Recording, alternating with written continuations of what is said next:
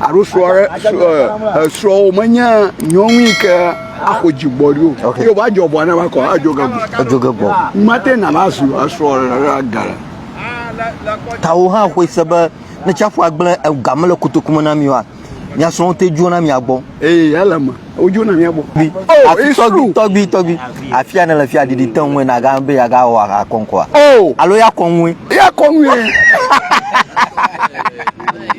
ya da tomala ma temple go ada tomala ya konwe godo da na we ndi shi andi ya ya na we arwa poraka. Yes, of course, at Everlove TV right here at the beach side, and I'm here to speak to the fisher folks to understand what exactly is happening as the fishery ministry has let them to go back to their fishing activity. And I'm here at Tetekope Beach, Tetekope Beach, just to interact with the fisher folks over here to see what exactly is happening. As I've been told already this morning, the tidal wave is very, very heavy to the extent that they cannot go for fishing. And I wanted to speak to them what exactly they have to do for the whole of this week. I was told the whole of this week there's going to be no activity of fishing because of the tidal wave. So, but some of them have been able to go earlier before the wave have been rise to the extent that they cannot go for fishing. Akpe Everlove TV mieva adore every toko alo vi puta nkpese kofa hofuata ike majagba bama adojo kle miato yo kenye toshila yo kle puata edi kemye eva dogo gba nye be yesi ndiama ba chapu agblan ike chapu afagblan mia segoma leko o anyi noge gukeke chapu anagba yonye egbanye jigbanto ike ojebo wa yide puta aba ashito kaka chapu afagblan na bo motinga tin chapu rodaga gbaw ma pon plo na wa do jena le egba pon kama akpa efo nyankonya Francis Everlove tay and Everlove TV yenya emile live social media ma shama mi akpon yevudu ko official fi jagba na subscribe to our channel on YouTube as well as Facebook na follow it plus be mi apa wana na adangogo akpa na mo wonko kwanya achu agbon aboho apon sesien achu gbon aboho akpa barku edoto enya mereku aho okay egba na viva futa the kai ka va yaye fisheries ministry sector minister oda shiba o to yo otudo mianfu kaka abako shira de kawe ya jimu de kawe ya yo gaja agba obuna be mi wa chito ya fa o obuna be mi va egba mi va ko to shishia chafu agba lekenye mi aba sesela makuda wananwa gba ikem cho kaka aborigines kaka va dora fia maraka mo lo fuata o kam mi awo ko tin po ba yetin la fia leka kwa leka mi ko kwe ala mi ko nye ba anwara fu ba mi bi ba ora saranja ko chafu na ga gbere mu okay o gble fia atin mi ketara nyaji ta o vie to ja fia gbo fia manyang view yo yi gbo fia mara na kan okay so nuka ya we ba nka time tin da na ko wo yo tuto na mi maseba no tuto po no bia ka godo na mi ya mi pona na nke jo fi mi tin pona na ko nye te sogomu chafu aba gbegbegbo cho na ko mi tian vo ni ye ke na gbegbe mi ofu po won fi aye ba nya ma gbo fi aye ba no nya bo tuto la ka ala ba nya to gbi chan olia o na nwuru to na mi okay nya de ko nwu wona mi fi amagalaji na mo ye we ba mi fu pam la nya ofu ta fi no nya bo de nwu ka wo tuto ko da ko o pere nya waji gara mi ko ya do de nwu fu na mi aboro to o re sala ka fi na anyu to aba wa pere mi anwa ji gara mi ka we pepe gara mi anwa ji gara mi komite o na fi mi to bagbona mi awe to shi ma fia be sha gbagba mi awe to shi no wonya be eto tu wivado eto tu idodo ga ye mi nya ba o na na le yo wona yo to gbe wona e mi jibe wa ebu yo kata la fia na mi jo hane gana mi le pere kama ma mi ma ti an te ga popu akowo anu ka mi gulo na ba ende de fu ka mi aba government na ga ko gana mi akowo nu ma na government ne be adan akpara ma shama nwule fuata ba mi akata woni voter regiment nya mi akata mi woni menya fia re kuduma ya fia ro woni obo we ne mare makoba government aga gbanga e ka mi awole fuata to shin ibe government na ga ba pere yin wa ko Ghana yo afi yo adan tore la kana enyamare la ka masagomo ni ejo nya ba cha abal na gbe na alama cha mi atok to wi aro roto ro joga ro ga no ni oji jona okay afi akoni kaka ifia mi afufia yo kana balia akpara to ogblon fia bede ko mo gali mo nyamu na ngma okay tamo view gba ro pro view gbom no mo homo ta akpa ita magboro ba wona ma government na akpa mi anche enye ba ifia government acha to tutumalio ifia ba kwida ma bonu to tuma akpa ma nya ba okpo na mnyima okay ita nya magboro akpa so now fifle fia chapo agblen he mi afomo no mi egba yo jebe mi ajen edogo ma gururu ko alike ko puatana no busy ndika nya makpo mi na no dem akacha fo agblen mi metin na na ka wogo leke nyo process la ma legba kwanka kama yin kakana ni mi ko ba chapo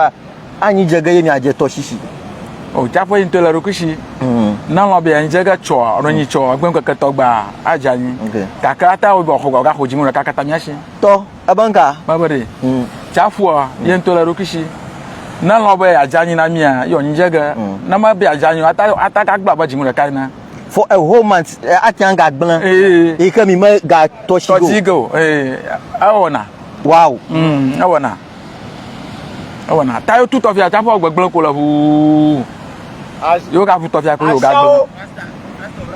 gbon ta chapo ya onya bro nana molema anya ni ka ma gba anya awon bla nyin to ba wanya ba nya no poma ba jiun ka ika egba ika the first day nya aje be yo achito kwa wanya ba ga jola ka efo taba hana roje na didi da nyigba na roje na doctor kaima roje na nya wanya nwa ejira ba ko doga taba one of yi eva doga he eva doga berata yako ako ajira woro odo padalapa ye ejira ro plus be o no vu tofia kwa ye pe to shishinyawa o je gomo kpara plus be ga ya ona doa na tian hefo na momo aka ye ka fifi la fia chafo aga gblan first day ko chafo agblan mi metenga to an shigo ama football number you want to know if you for a whole month still you metin get to you how do you feel about America roto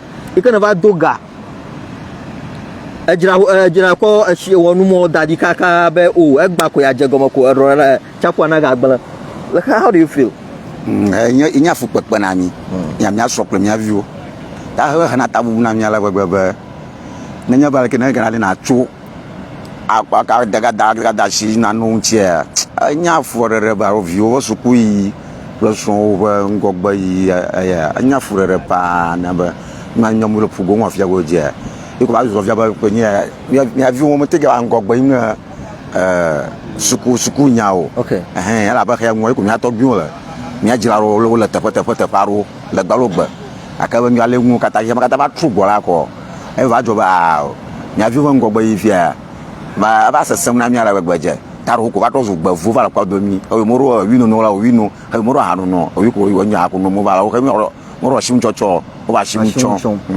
ike fia ba mi avio because mi metinga chakwa ji do plom endon widam ike gababa afa mota de bio han o je po ike nu ike ma je bo wa e ko mo ba la kwa do mi ma na ma jole ma na ma wala pepe ka aba to shila mi ko de ma ba chafu ya gblan fia ko jimu de ka ame o ka odo gana o de le ka ina gbogbo gana o ame odo gana bo jimu ya godo chafu aji ge na na ko ga gbe le ka ina gbogbo gana ala la ko fa ke fe ba ma fa ko ga ba ma ke ma na mo nya ba mo ro ma ba fo nye mo fa ba mo fa ko nya ga ta mi no na fia uji ko ga ma ro wa tro mi o do nworo ko ju ne na ata to ga fiaple machine ma vila fia na jimu to mo te ko ga no to ko jiba o ba ko machine ala gbo to ebe roto enye o company ankore ko Basa nga Basa Barcelona Basa okay he said he's a fisherman he has a fishing net his company is called Barcelona so they short it to Basa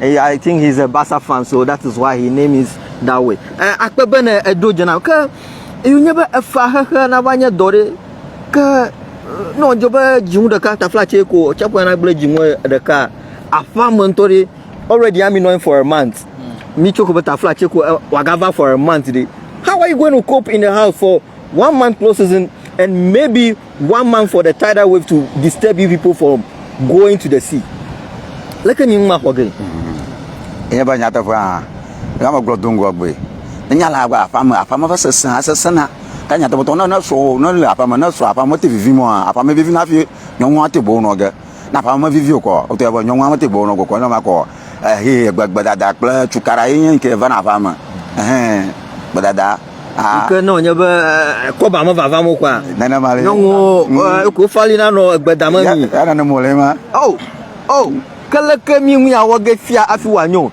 le do fia ba mo nwara ke mali mi atan ko shito na fia ba na cha ko agbele mi mo po mo agara wa fia ko no ge mi ano pon bu ke on le soje ma mi ma se go mo chogo ta fia na mo le ma ya na gbon ko ya ro gbon ya mara ke mala ngu ta ngati fia ba na se adagola na nya ko edema ajibo roro nyarere nyanchi aro sisi nye agos mo jibo no santo adam okay agos mo bo cha ko gbona na bo wa roro nyaro dem o ko na no na mi mo lu sapovio mi ami plan no mi gba mi duwe leke ya ke ma gbon me bo roro dem ya ma vivi go roto mo nya ba ami mo to re ka ko mo to yo kona ko mo lu vi mo to mo ma blato ro klo me mo mi ame mi adu mi anu du sen alo leke na ko mo lu nya mo to agbajo mo to sako bi mo to ama blato mi agbajo re ka to ama dede gori ami agbabi fa to ma dede gana mi ma mi choko ro to ra kan ko ko ni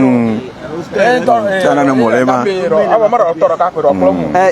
Charlie viewers, I want you to see this. I want you to see them over there. How kari onya ba fifi la fia mi anyi no go bali na gbele fia ba apa ma gbele na ko routine jona ba mi apa mi aso routine jona la mi agbo through this be chafu pa gbele alo gamali ko mini fa ko nyongo na po ba nana kama va mo ko tin jona ma ko chugbegbe tin vana avana pe ta ma ta fia ma ro gbaro fia ma ro la bijan mo ji fia pa nto abara mi agbo fia woji ba ni gbegble to gbegble ne vana fia goji na ameke po ba ye lo nyon juma aro yo no yo pafu onye fu yo pa o ya mi no ga no manage vivi aka ko mo sa vere nchumu o ko ya jojoga ya jocho abuela ya mo ko ya mo fu na wa mi do na nyong tata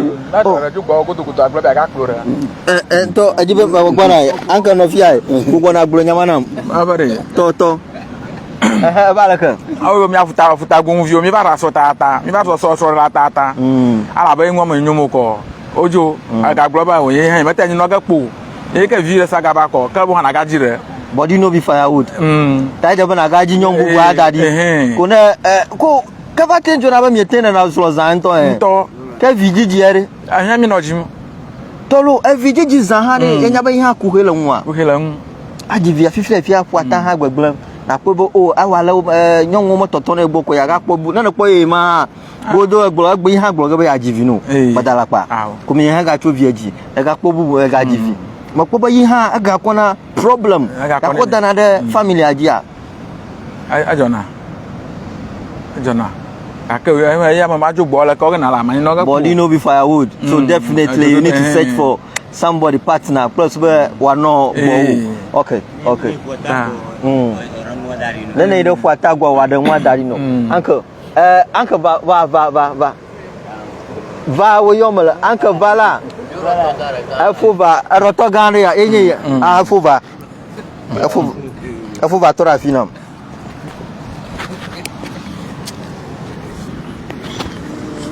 marukuna na mo wonko Nyanko ya Michael Adeje. Marukuna na pon sisi na me. Nko ya Michael Adeje. Michael Adeje.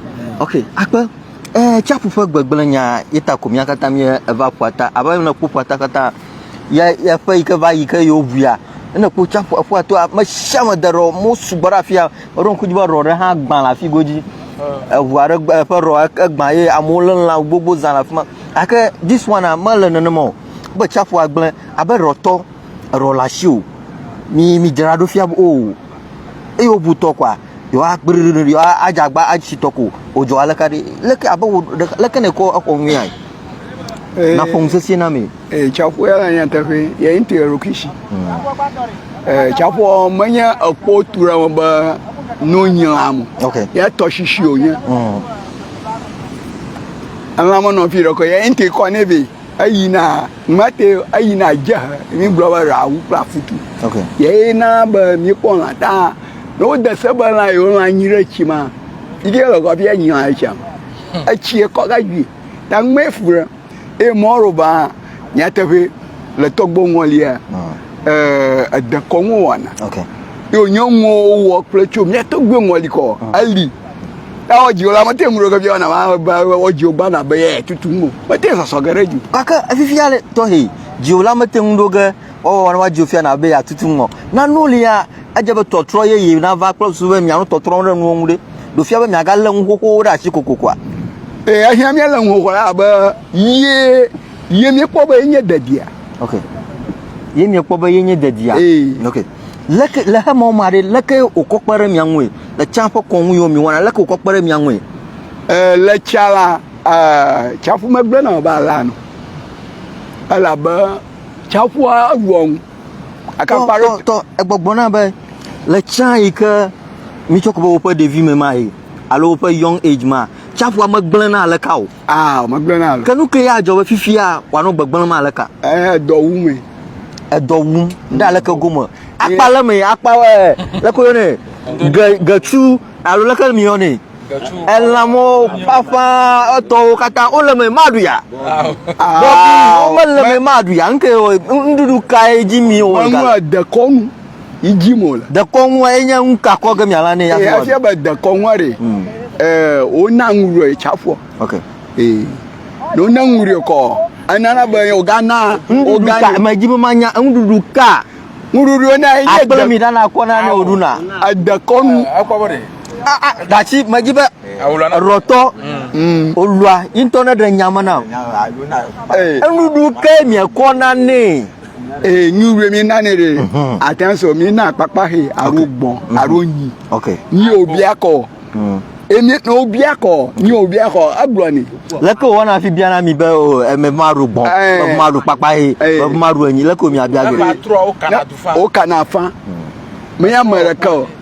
amocho na Togo okay Benin okay tapo okay o yin Obama wi adra no okay o sona me ka fa alo yin fugaga ko o ba ponsa ka yo bia ko yo so na je be woni okay ko aja pia ye mai mo ye nyen mi wona ta chafu amagble na o agble na ga ka manya alaka manya alo mo wo do ami alo mo wa do mi ala o ka fi ado wu mi anto manya nya vio ye ndo vio bia 1000 amako ko na akoko re ka ji on bia mo penu aha konko aha konko re ka o ta afia tobi afia na la fia didi tan we na ga be ya ga wa aha konko alo ya konwe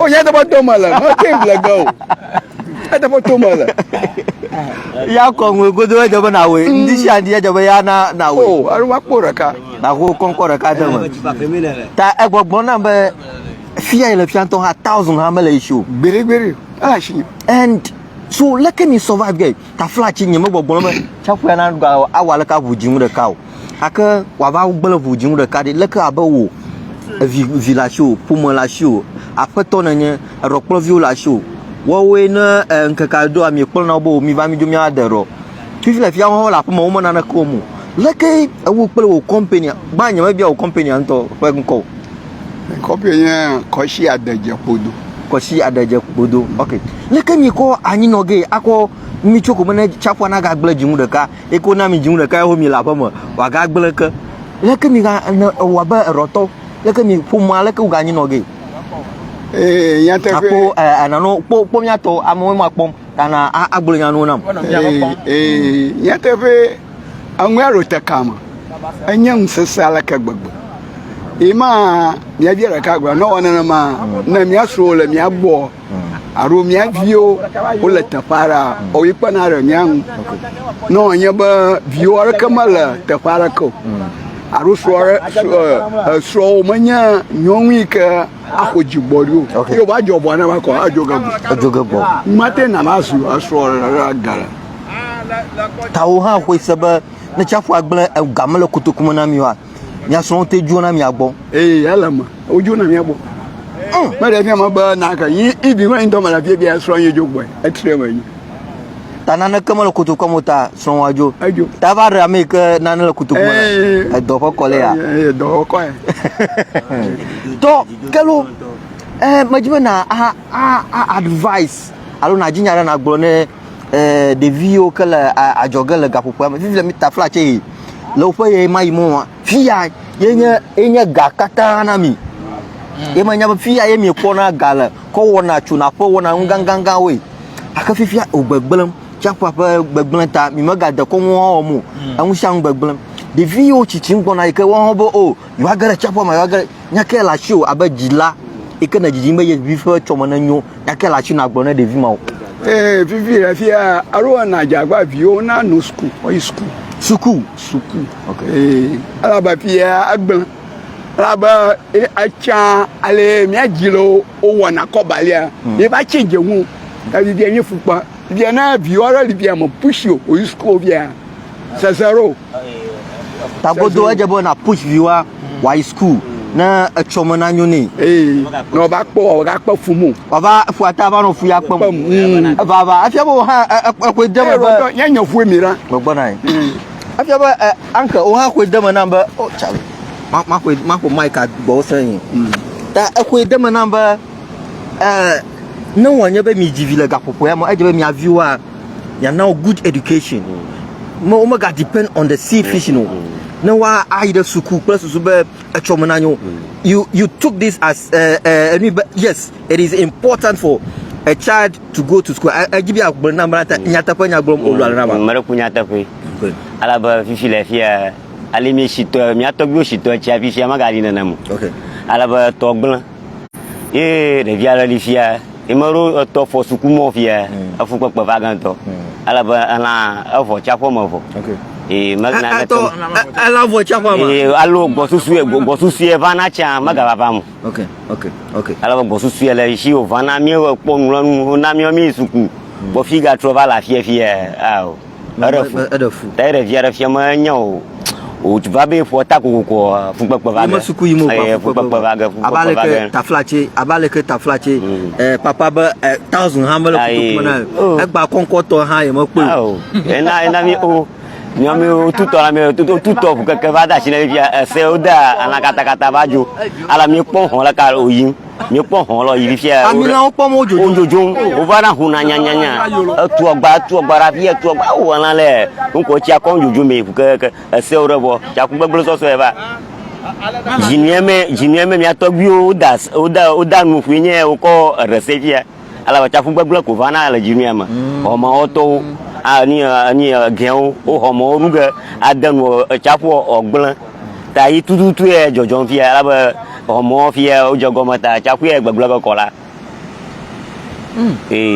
gbegble ko la na mi mi ba roplo yele o ko de sanami ye doklo yi ke o jaba mi do mi aye mo ko de sanami fi jinie mo to o de sale yo ba ko rese okay abale kana egblia amaro ho ba uncle na ro to he enya bia yin na mi amato kata amaro ba ese ya oda enya nwunyu ala gbegbe enu kata onya nwunyu nya ba ena mi o abero kpolo wa mi gbore ma jinwu de ka mi body ya mi zane mi didemo mi donalo adidemo fine nene ma ke mi afa dowo nwo kenu o ero o mi gagbubo na ga eto na hyen mi pe be ha ma ha enya nwunyu are ka mi no na fama adidemo nene ma ke mi ga pona mi afa ro gbo ba waga nyu mi pe be enya nwunyu ara olu amajibo wo na ro nya nwuna ngba afivio na garemo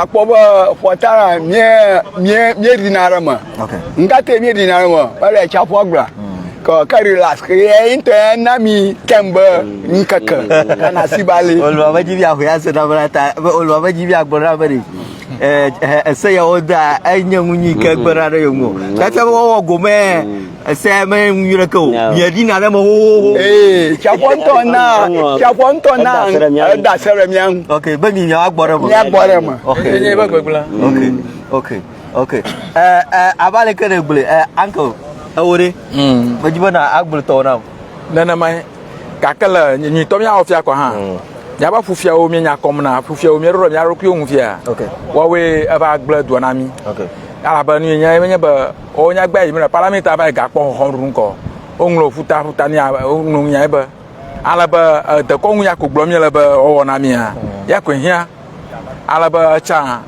no nya bo de nwo fuko o waro no tavo ni ejo nya ba akpo afia tudu ya o tuire na oji Okay. nya to bi tuire na oji e kenya ton la duwa ma o ko na o gbofu afia do na futa do futa gba ngbo ko yo nwo daga fu na agbe afuma to bo yo ho anu yo la chapo mo fu gbo poji to Okay.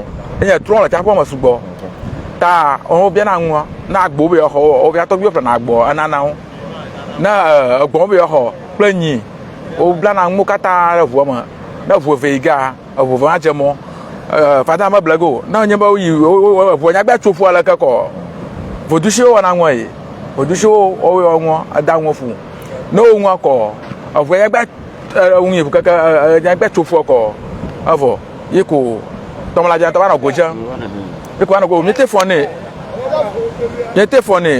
ka petit gublibo ha e me rora kamala chimoye ala to ko ga jago yo e ko mi no jijo pon wu kaka o da sa o we da nwa fo o da sa jimu da ka Okay. nka ko male tro glo no da sa na yo a yo da sa le Okay. ko o da sa ma fu onya gba ri ko afu ma blago e ko mi no do ni po ka na ndo ni abayi na mi to mi glo season na season abayi fo ko ma tu na la ka ha Okay. nya ma jora nyi gba ji la ja ku ya to ka ka sra fia ma jona la ka ko to go do na usasa ka mi no nguru if la via na ba afugon to via rotonto homo ga te ovio di pole school viewers out there, we are going closer to them. Some of them went for fishing. Then what they brought from the fishing, we wanted to go over there so that we can see what exactly they brought. So follow us so that we go. And then me akpo emi ka tututu kala afuma so. Ba mi joni mi aide ku afuma mi akpora.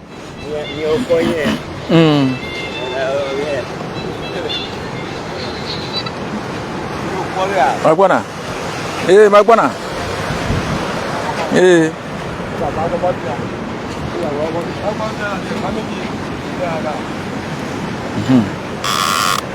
Uncle, makpo gagba marai. So you can see it over there. Toji afuro ka chogbe. You can see it over there. They went for fishing. Ye ka ye mi itoji. Ba ku ba. Ko idoro jivi makpo. Atoga ji meyi. Tam ka mi yi Magwana. Let me give you them. Magwana. Abe yo itoji ye Ghana ni ma. Asagave. Actually, he is saying they went for fishing for 2 a.m. and they came back around 8 in the morning. And they came back this morning. Check it out. Check what they got. This is what they got from the fish. From 2 a.m. to 8 o'clock a.m. this morning. This is all that they got from the seaside. This is a tin.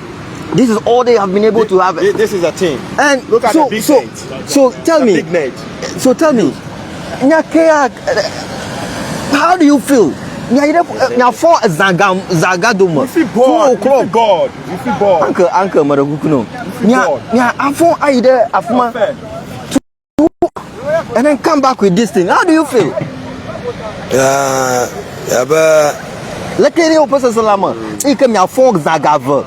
Abondi yaga anyiko ani yakata mi apo. Jona vianye jonya banya tefe. Yo ale kika mo lena mia. Yo mi yi bibi mi arte fo mi yi toji po mi ya pona na. Ye mi ya. Ana kama te soro jo. Ale mi ga fama ma ko mi ga gbo ma. So like body energy yakata na from 2 to 8 nothing. Ana kama te jo. Ashibo pro mi ko ra fo mi.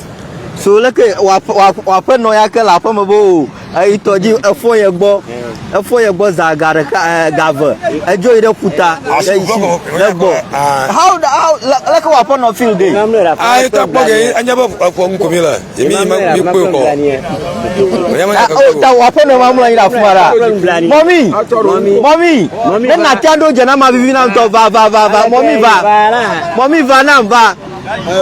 Actually, it's very, very pathetic over here as they were able to explain to me what they are passing through. Some of them went for fishing 2 a.m. coming back this morning 8 a.m. and the whole thing they will be able to get. That is it. That is it. It's very shame. It is very bad. And trust me, it is not advisable to send your kids or to beach or to let your kids to be in this kind of situation. Anya anika makpoba anya umblani. Popi, uncle acha yaba odosan. Popi, okay. Popi to rafina me. O yina ba to rafina. Yes, ano nyare glom. Ta fi filafia, abal na va fiena. Nya twer to atoji ara kukunu, bare. Na gbona mi aba pufiawo. Ba ano mi meeting ara over meeting ara premier. Ya gbe na oba no dreporu na mi alaba le togba wo ni na mi chako o we na mi de ko won amaro ba ma le de ko won le o afu fi ara ogbe na ma afo de ko won li ya won to won ploro fu ya mapo akaba gba wa gbo de ko won le o ta no no na ba nwa aba mi choko wa o sadaga na ma fi ako o dagba wo awo fu awo ko mu na po ha e ka mi aka po je sidara ta to kura ba ha ma ko jimele ma Yes, and ami aba go na ga vivi na mi gagara fu mo jona. Viewers out there, if you know you're watching, tell us where you are watching from, and then give us a shout out so that we can know where you are watching from. And also remember, go to YouTube, Everlove TV, and then subscribe to our channel, because these are some of the things that will be going on YouTube. This is the Facebook page, and remember, go and subscribe on YouTube and then follow this very particular channel and then be part of this great family, because we are here to give you more content over here. Eta ebe unde detoa eje wa turu ya gbe ona na ma akpebe na agbagba ejema enyama modem na uncle papa awo wa gbe na me ho ba ndi konkore kanto ha magaremu fifi la fia ro yibu keke gbo onwu fi ma kokoko gbe aba roto ne sese na me kia na kpore viun e ke wo yi toji kwa anu ma kokoko gbe anyang blanyi anto anyang blanyi nya arafu e ma jola ne to me go akwa ba cha me fi chamani o me ay dog me ay ko ga dona na de dagara banso afi no mama mu na amu ngate me na ba chocha amagara mo no sku yi ba nyon asama aba mu shiangoli me ku mu shiangu aka bibi la dia and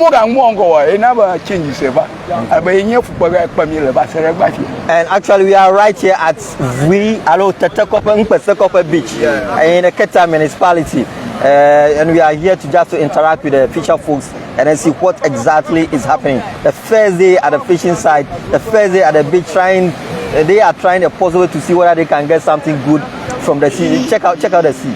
Check out the sea. How the tidal is disturbing to the extent that they cannot go for fishing today. This is how it is at the moment. So they are here, they can't go for fishing because the sea, the tidal wave is too much for them. Poppy, menye majima ko na mi aba fofo nyenene aba fonyo nene mi makwe ba chama ko fa chia ko mi no zaza odalapa agbod moto melio fifia agbod moto ya ko yina da chi ya magbaraka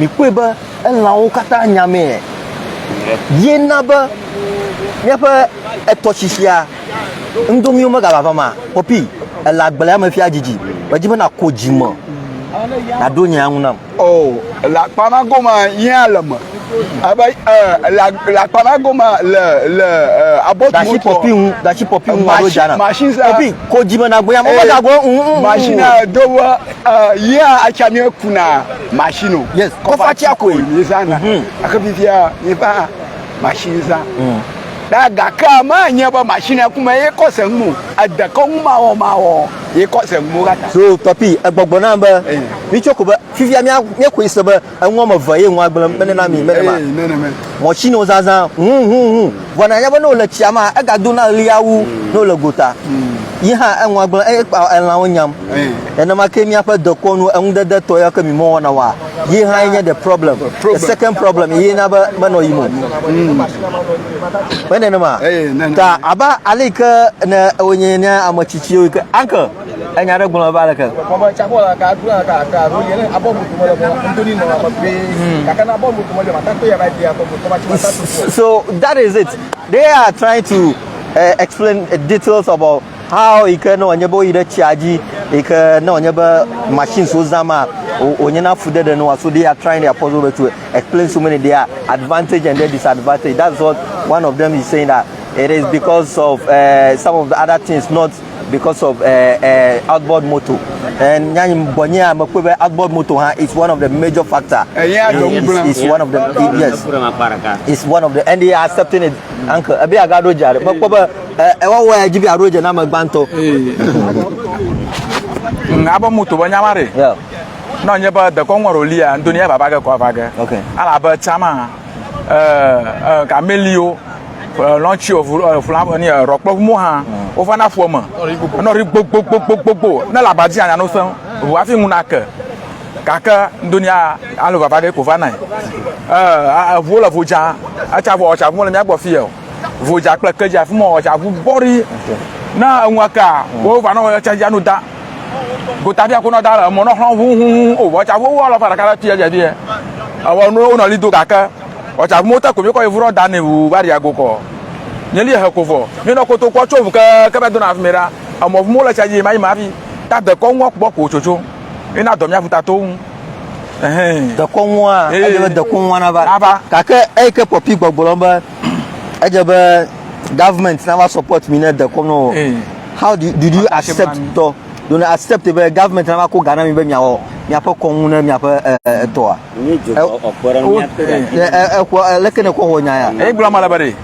Now, Taflachino, Yaba Fushova, Parliament, and Yaurakaku, Yagrono Namiba, no Pokwana for Tavio, and no Pokojina Radio, the Kongyao Gobloma, no Quidamanamiba, Owinami, no Grinanama. Yo roga kabuwaga chajato nyago for gaujona rotoro to joga kakaife onya government ba ni westava sugota yeweba domara masiba MPO na aba maro gbana MPnye garo ni fia o ponara duon ba yo para duon no te pungo yi kabana ngudedafu o we domara ba ya onya na ndo nyama ka fam futa to na poga ai jojo gota yo paro kaka ma ko ka ko to ga maro do ki maru avo amano yi ko ato ta mi ka dan fu pofia afo mo wi to he da yi ko foran nya nya nkoko chi mi ma ga dan to fia afo mo to so come on to mi on to are you guys comfortable for 3 good years and me come wanna nya jujo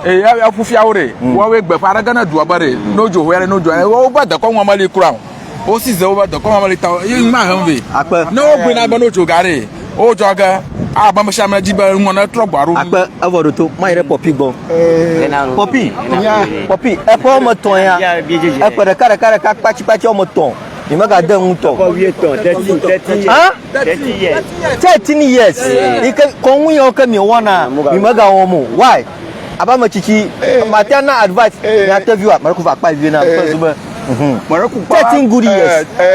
Which of your me honor? You can maintain na 13 good years. Nothing like that. Why? Ngejo. Nye jore. Acha le mi ajiro tema. Oma are ko sona. Osona ase roto osona ba mo amaton obo maton nya la bucha ko pe mochu. My name is Michael Adaje. Oshi Adaje. Okay. Then what the 2002 ni what cho makabo cho national level that second as a fisherman oh okay you voyema okay brother remember ko bana we no question okay ta nyomya jiro ko sona nya bucha ko pe mala okay I think you remember ko ba fia okay na me ya boy no ma fia ba okay ko sona ogo to ga tori ko nto ojobon ko no jobon bon wa ngoga yo onyaba mema shame ashibido moso okay no nwafo ogwogere mi no nwafo okay yo ni ayoga ibi ona jogo ko won ho amantara ashu ati e boko nene mo lema akabibi la bia opuje wa ro bia ko ibi no joga krogo anwo mala wo nya tepo ba to bajiwe na jokana gbele pa nya ebi agbon na mo ku fiaru wa na yo joga no no joga no ayaro yo ono na gaji o mate wona konwo mie joga na bunya anka ba anya gbore anya gbada ne ma mie jilo woni ke ka fifi la fia e wona na mako de bi ba deny okay e ala ba awi ba anwiye ne ba ba nwi bore a choma ga won iko e hanyu kata bi ina ba de konwo mo ma ga ba yi abo wo ba ko dare mi ambo nye fufia wo we na na ga gbo fi mi a oni akwe e ojoga ma aga mo ba wo ngore a cho ga jo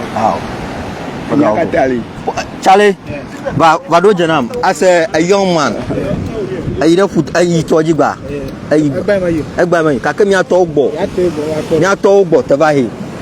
Mi ato ogbo chu toji. And makata ko boy. Ika enya umblanyi nyaba enuma ko boy. Aba America na dumahi ata joro ji wana yikwa. Manana ka ko agba shipuflu. Lekena ko ekpo wanamai.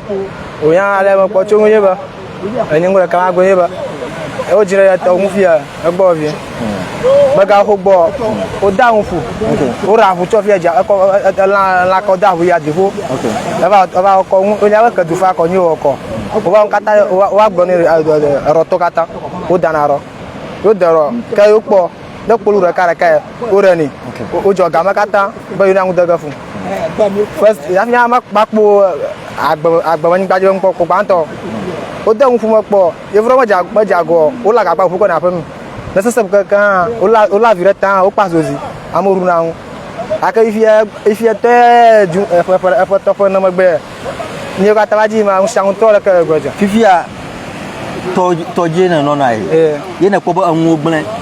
Will you advise your kids brothers, maybe one of you, can you advise your kids and can you advise your kids, your sister's kids that oh no, fishing activity is one of the great things, so they should come for fishing. I think I know that jido kuma ba oh never put our no action do abale kana baba ma woman nyonyom fia I think I know that me oh yeah me say tawa no pon every day but da ngok amo ye hofoji alo gbe manyuna crown ya nto ta fu ya ti fi ogbon na fia ndo ni ero o move o moton be kala ko move o moton ko mi ko na na gbe ma to ko premise na be onu o ko mi fe ba amonoku ami ha le pomo e chafu jagla laka ami mi ko na toji ko fa ti ko fa ti ku o to mi ko fa ti afina le ko fa ti aku a to fu ye onya omo abu moto vi ava emi koko management ta o mi e chafu da se mi ko abu moto vi e mado nyanwuna mu anya ma bado nyanwuna me nyebe. As a young man, you've been coming here for a long time. Now the sea magangu jomo, how you guys usually get fish is no longer there. Can you advise your kids, your brothers to come for fishing again as things is no more in a good way? Anya ma jibe na gbonama as a young man, you were going off board. Tell me the facts. Can you advise your kid sisters, your kid brothers, but open view their children should come for fishing? As thing is like this. Sekat ni kata mu la ya mesti. Bro ni ka sekat ada mu le engwa gun ko ka chumi ya nyori. Ah wala, nya bro, manyangudo na mola. Manyangudo. Atia afun na no view alo view be aw. Vinyo fia enwa fifle fia mi atanga nyo ho na je yoyo mo. No ho na toshima. Ah. Mata ko de vinyo. Enya ma bana bro nya mo. Gbonya ya fi masa go meni. Aha, gbonya nam. Engwa yimara ka te go vinyo ba no ka je ne mo re. Ta alaka yime to ponchu ko je jamo ko kaya oji mo nko omo bubu suku ha me yima fe ga ji agala fi na suku okay ebi afia mani ore le ko mi afia suku every day bi be suku every day go to school suku mi yima na kama ji mo me suku ma do ma nguru teti nya suku ma enya agba review na nya no view na suku fi ho once day ya ji lo ba fuchi o ba cho gba te afikona aro wa kula gbarata anu ke chu ke afia ko peso wi akola mi ko su ke ru ha agbo en se ko nya ifile fi ha mi nya no fi la su mo dia ke ko su ke gba ha ezogba ifia wa to se de cha fon ka ma ka nya ji lo o cho gba te oko na mi ru na enti mo onu o sia won mu ro ifia cha fu ga gbo nya ji lo ga la fo mo review o ba ni ru go la aso ko ma e ma da wa gbo we apobe ye viewer majabe ye view ho never kwata waje yo ma babo mi no kwata anu gbele ko mi azo be apama uncle va fifia roji ozon va mapo hune vo va va so Muyata Euro premise be amimara acha mi lo koli no jaje free aka pentro ko na mokume mate jiru aba so abale maglo bia jiru na kpere mi anwo na ganya mako moye ba ina ba ko premise ba nya mi aba short mta yo ko premise akwa wo ni e cover na duo ba no ko na duo ba jelu ko poto no fia ga mi draga gba e ami adamu la ba profiter baba ma wo ko fu akọ no duo gbo po mi aba ndeda funya egbo mala na if you gamo ha ko be awon to ko ga mamro ro kwima amaraka enyanware manako egbogbrom na mfifi like ya actually you are trying to let me know but I want you to start over na nyankolo na asanya agbom na lago tamogbona actually what he is saying is about the premise for what's it's happening right now is government has been able to give them the premise for giving a percentage to the community. I think those percentage that the community has been getting from the premise, they should have used those money for what? Those rituals that they've been performing for a bumper harvest. So I want you to tell my viewers the fact about the premise for liquor, what the premise can help you guys do over here. Tell them.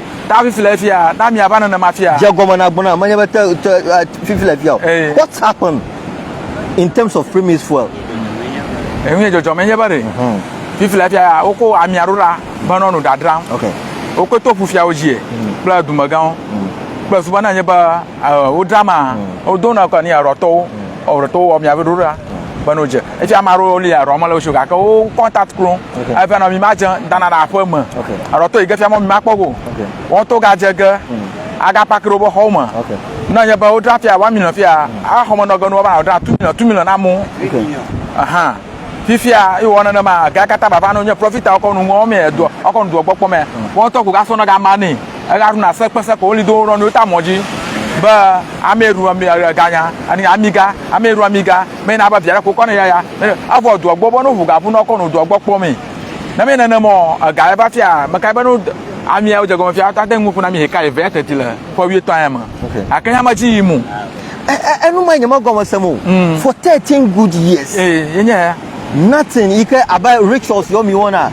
ike sacrifice you wanna for more harvest nothing like that cow goat sheep and you me planner iko wanna no more for 13 good years there is nothing like rituals you wanna ogba kura so okay na ko be yenye the facts behind this thing ukata na ko be yeta ogba mo we for 13 good years teacher afufia mi chan yi gba o to mo la ye gbaraga na afufia pankore seti agbo okay afufia agbo keria dumagaro ga perun to ye ha na fia ko ire jelukopa nu ya jelukopa nu ya afia na gara pa ko sala oh okay tatula fia la ko ya enye set agbo for 13 good years mi mewo enu oh okay magagagereji I'll definitely ask him why 13 good years nothing like that happens and afia mi ba afia enye pe sala viputa pe hunu sala enye viputa ke wo de enya bo wo ne a mo wo ne wo mo ga wepo wo mo ga for how many years now na me wo ya you wo ga ni so it's the same 13 years both of them wo mo ga mo po wow so enya ke ala show na gbona eduaja tanu jagbana mi ku kuramba no jagbana mi o we na mi aga po je shida plus suba no nya bo o jiga na ni adua gara cho do gbaro ga ma baba ntia no ra shire won ogbin ro to jura pi ko re wo we na mi ni aga po bofuto to ya baba ga na ndunya baba kple mava okay la choma okay actually that's what he is saying about the fishing activities over Mnafteba Olwa Bajibana I conclude everything so that we can leave the beach side because nana ke amaji mo so you conclude everything so that miakaka nyake ala show for 13 good years now rituals yo mi wona ale mi dena nko topol to mo mi maga omo so nyake ala show na gbona juru mi apopu fia okolo so be those things can come on because obuto for ha chapu agbon endu amaroja agba yi ha nana ko And don't you know create tono ko pora gagba. What do you have for the viewers so? Nye jo rukomia try back.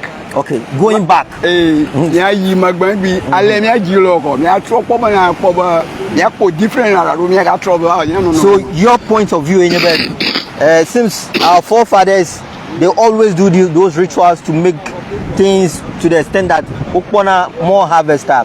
We should go back for those things. If it does not happen, then we should come back to the normal stage. Oh, it is not the past rituals that they've been performing. A year course new. Is that what you're trying to do? So now them and them talk.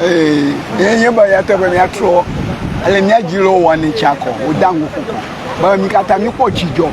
Aba fi ti da ti ya that's na wan ko to kuma na mo. Ma refu. Ta review via no yin ba via matin a push up yo le ta para koko. Un ta do woga ta mina ba fia na maraba nyo fia titi le fia view mo push ta para ko isko. A football. Imagine pressure. Olu avion mo ni la show. Oh, avion ma enye la show. 8 children ni la show. Jagba kala ke fika wala fia. A roller dog, a roller school. Okay, a roller dog, a roller school. Akpa bana jagba ado jinan. Actually Olu's problem is different things altogether. What he is saying is about now here he is right now. Nothing is in the pocket. Actually, say every 1,000. That's what he's saying. Actually, you don't have 1 penny. There is nothing. 1 city. You don't even have 1 city. So his issue is different from other guys. He was once a big man over here, controlling guys over here. But now things is very tough for him, and he's actually pleading on behalf of you guys that if you guys can support him. And then you can add doji jona ba me I support Oluana because ale ofafana chon dia ma kan ba nana kamanya nana ko 1,000 amele shua viewers out there majiba me ajawa gba me akpere Oluanunam Olua mobile phone la shua Ela shin enye number reta ma ma number reta ma nyofuem what she number reta ma no viewers out there kitu se to ke aka mi akpon ha de Yatia apo ne 10 cities la show, ne 50 cities la show, ne 15 cities la show, 1 city la show. But you can help old boy for me. Just send him that money. Let Olua, so that the next time that I will meet this Monday, he can tell me, oh, what I did over here, you guys have been able to help him. Please. Actually, I don't have to give him. So that is why I'm asking you guys out there if you can help him for me. And Nyayo from the beginning to now, and he's complaining. I don't even have 1 CD. I don't even have this thing, and my kids are not. But this, my wife is gone because I don't have money and all that thing. It is touching me to the extent that I want you guys to help this man for me. Boss, Olua, your mobile number na me yo. No why yo? No what pero unam. Mobile number. Yeah, you know. 024 66 5 33 48. Bugbonaga, you know, they will pick the number. I'm sure you guys will not disgrace me. At least I want this man to. I want you guys to put a smile on the face of this man for me. Please. Boss, Barakuga Bonaga, your number. Slow, what you pick it? 024. Okay. 66. Okay. 5. Okay. 33. Okay. 48. Michael Adeje Koshi. Michael Adeje Koshi. So that is the number. Please, you guys. I know you guys will not disappoint me.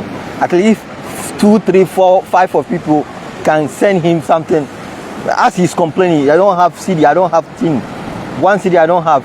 If those of you watching, please, Charlie, 10 CDs, 5 CDs. At least I'm going to call 5 people who send 10 CDs, 10 CDs. I'll be happy about that. So, from the beginning, I can see some of you are watching from the time that I start this live. You guys were watching me from A to Z, and I want you guys to support the old boy for me, please. Oh boy, Gbagbanaga your number now, Jireka. 024 66 5 33 48. Akpebe ne jagbagba eke ne yo number na. Olwa ne mi ato jagbagba nyankpola o jagba ekpero nwa na jagbagba na jinyamo nyanye nto nyanko nye Francis Everlove ne ne va video amoko ne be ye Everlove jinkwa ekekegere nyan ajechime oba ajechime aha okay ajechim ta ne na jagbagba ne na namanya bo mi ato egbanu ya mi wa we were able to help you but kukuno bena jagba na ono plus be echomagba matia apum de akpebe na jagba adojena ne fifi ma da chilo ohun na tanjo jagba wo pepegere mo I'm sure somebody out there will help you definitely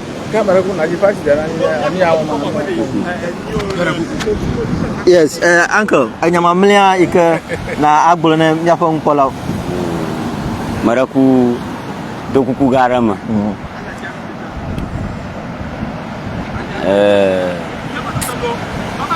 Michel mi egbe na mi ho. Okay.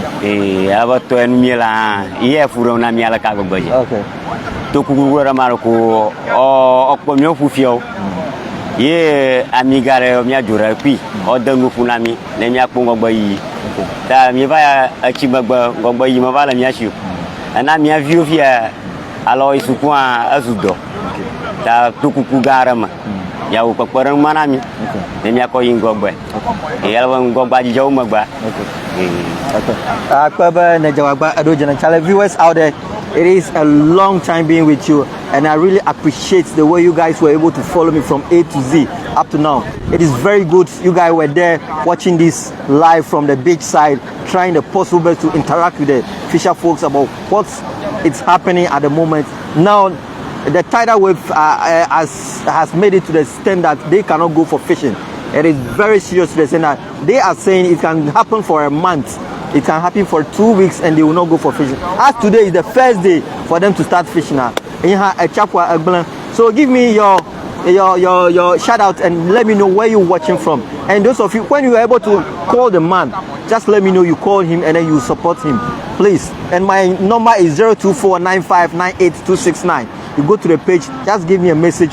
Let us continue to have a talk over there about the old boy, if you guys were able to help me for me. Thank you so much. I am out at the moment. I know you guys are still watching, but sorry I have to end the live at the moment. Those of you are now coming, go back and watch it from A and then see what exactly happened over here. Thank you so much. Once again, I am Francis. Hey, Olwava, the number is not correct. Olwava, over your number, I'm not correct too.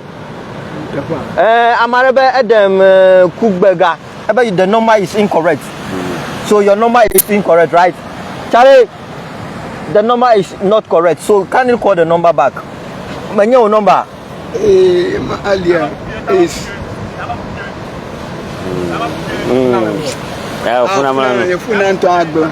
Funa Hagble. Charlie, for Adam, your number Hagble. My your phone Hagble. Seriously, I don't know what to even do right now. I just don't know what to even do. Everybody forgets the number and then the mobile phone is mobile phone and Adam, I would advise you call me. My number is 024 95 98 269. You go to the page, you see the number over there. All my videos, I always put my number on it. So my number once again is 024 95 98 269. So that I can come over and then help this very man. It's so sad for me to hear this thing this morning. And as you saying that no, you said the number is incorrect. Uncle Babano, I'm more global number madam.